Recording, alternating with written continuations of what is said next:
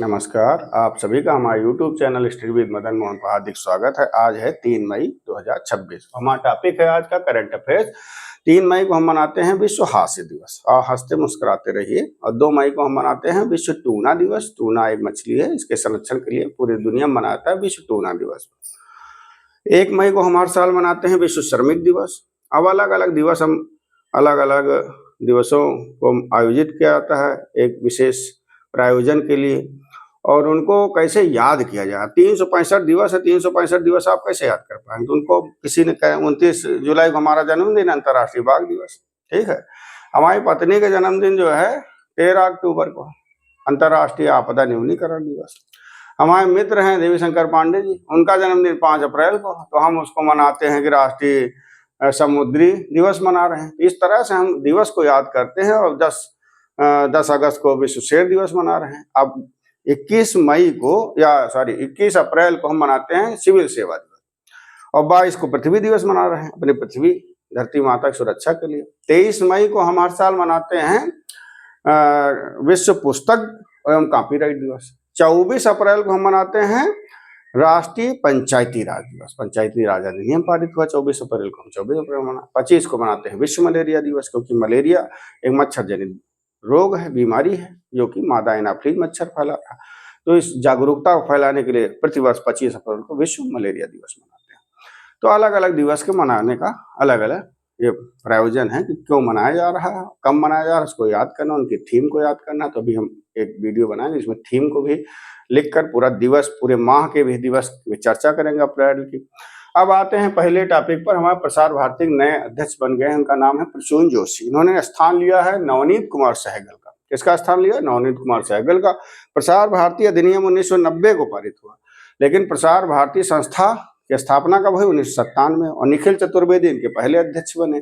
जैसे शिक्षा का अधिकार अधिनियम पारित हुआ 2002 में 86वें संविधान संशोधन द्वारा, लेकिन लागू कब हुआ? 1 अप्रैल 2010 को। तो ये अलग अलग फैक्ट हैं, इनको आपको याद करना है।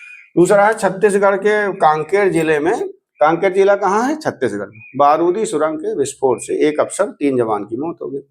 बारूदी सुरंग में क्या होता है कि आईईडी जो है छिपा दी जाती है। पत्ती हैं, पत्थर है, उनके नीचे है, और ऊपर से जमीन के अंदर गड्ढा खोद के आईडी छिपा दी गई। उसके बाद पत्थर है, पत्ती है, लकड़ी है, सब रख दिया गया। अब हमको दिखाई नहीं पड़े, पैर पड़ गया, गलती से विस्फोट हो गया और जवान शहीद हो गए। तो इन नक्सलियों के उन्मूलन के लिए भारत सरकार प्रतिबद्ध है और लगातार अलग अलग ऑपरेशन आयोजित किए जा रहे हैं। अब बात आती है कि बारूदी सुरंग को कौन जानवर सबसे पहले पता लगा लेता है सूंघ के? तो वो कुत्ता है। और कौन सा कीड़ा है जो पता लगा लेता है सूंघ कर कि यहाँ पर बारूदी सुरंग है? तो वो है मधुमक्खी। मधुमक्खी, ये यूपीपीएससी में आया हुआ प्रश्न है कि कौन सा कीट बारूदी सुरंग को पता लगाता है? तो मधुमक्खी है। तो मधुमक्खी दिवस कब मनाते हैं? 20 मई को हम प्रतिवर्ष विश्व मधुमक्खी दिवस मनाते हैं। उसी दिन हमारा विद्यालय बंद हो जाता है ग्रीष्मकालीन अवकाश में।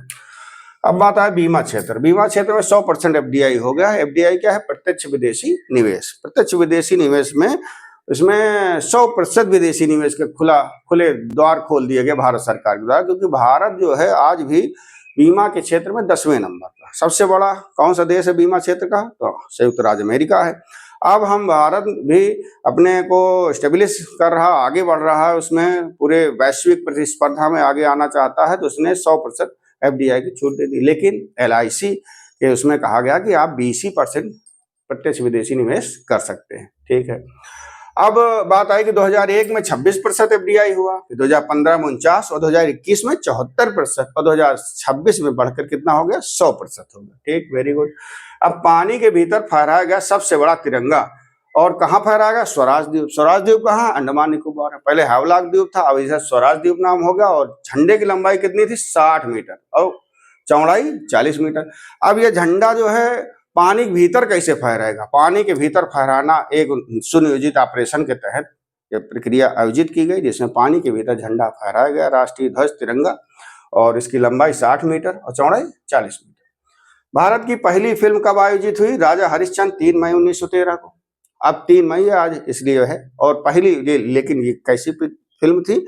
ये फिल्म थी बगैर बोली, इसमें कोई बोलता ही नहीं था, केवल इशारों से बात होती। बाद में पहली बोलने वाली फिल्म आई आलम आरा। राजा दादा साहेब फाल्के इसके निर्देशक थे और उनकी पत्नी जो थी उनके जेवर तक बिक गए थे इसी पिक्चर को बनाने में। बाद में उनका नाम और दादा साहेब फाल्के के नाम पर ही दादा साहेब फाल्के पुरस्कार दिया जा रहा। अब बात आई 7 वर्षीय ईशांक, झारखंड के रहने वाले 7 वर्षीय ईशांक। 7 वर्ष का बच्चा सोचिए, 6 साल का लड़का कक्षा 1 में आता है और 7 साल का 2 में जाएगा। इसने 29 किलोमीटर लंबे पाक खाड़ी यानी पाक स्टेट को तैर कर पार कर लिया। कितनी बड़ी बात है। पाक खाड़ी कहाँ है? भारत पाकिस्तान के बीच में नहीं, भारत श्रीलंका के बीच में है। पाक खाड़ी कहाँ है? किस महासागर में? हिंद महासागर में। हिंद महासागर में एक बिंदु है कन्याकुमारी। तो कन्याकुमारी में आप देखेंगे बंगाल खाड़ी और हिंद महासागर, अरब सागर का संगम है कन्याकुमारी। तो 3 जो है सागर कहाँ मिल रहे हैं? कन्याकुमारी में। 3 नदियां कहाँ मिल रही? प्रयागराज में। कौन कौन सी? गंगा, यमुना, सरस्वती। तो 3 नदियों का संगम और 3 सागरों का संगम कहाँ है? कन्याकुमारी। ठीक, ये हो गया। इन्होंने इतिहास में नाम इनका दर्ज हो गया। ईशांक सबसे कम उम्र में है, इन्होंने 9 घंटे 50 मिनट में इस दूरी को तैरकर पार किया है। फिर हैदराबाद में 6000 लोगों ने क्या किया? भुजंगासन किया और ये भी गिनीज वर्ल्ड रिकॉर्ड में ये घटना दर्ज हो गई। और आज की प्रमुख हेडलाइन क्या है भाई? आज की हमारे यहाँ सभी बच्चे जो है जो नीट की तैयारी कर रहे हैं, आज पूरे भारत में नीट का आयोजन हो रहा है। अंडर ग्रेजुएट परीक्षा बच्चे पास कर लेंगे, नीट के विद्यार्थी, और आगे देश के भविष्य के बनेंगे डॉक्टर। तो ये आज का हमारा एपिसोड था और इसको हमने रिवाइज किया पूरा विधिवत ढंग से, और कल हम नए एपिसोड के साथ आपके सामने हाजिर होंगे। धन्यवाद।